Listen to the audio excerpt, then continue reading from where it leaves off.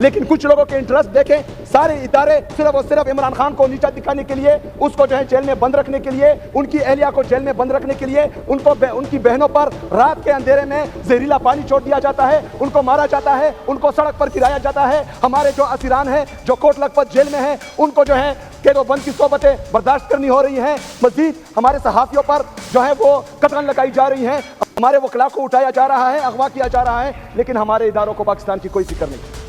وہ بیٹھے ہیں صرف اور صرف پاکستان تحریک انصاف اور عمران خان کو ختم کرنے میں لگے ہوئے ہیں۔ دوسری طرف پاکستان ہی ختم ہو رہا ہے، اللہ نہ کرے کہ کبھی ختم ہو، اور انشاءاللہ ہوگا بھی نہیں جب تک ہم زندہ ہیں انشاءاللہ تعالی۔ جناب اسپیکر، میں نے کل بھی کہا تھا، میں آج بھی کہہ رہا ہوں کہ جو پریس ریلیز وفاقی حکومت کی طرف سے نکلا ہوا ہے، چاہے اس میں کوئی دوسرا شامل ہو یا نہ ہو، کیونکہ یہ تصادم کا پروانہ ہے، میں بار بار ریپیٹ کر رہا ہوں۔ میں اتوار کے دن اپنی افریدی قوم کا جرگہ انشاءاللہ بلا رہا ہوں، میں افریدی قوم کے پاس جاؤں گا۔ اتوار کے دن میں پختون قوم کے پاس پھر جاؤں گا، تمام پختون قوم کو اکٹھا کروں گا اور اس کا جرگہ بلاؤں گا انشاءاللہ تعالی، اگر یہ نوٹیفیکیشن معافی کے ساتھ کل واپس نہیں لیا گیا۔ بہت شکریہ، بہت مہربانی، وما علینا الا البلاغ۔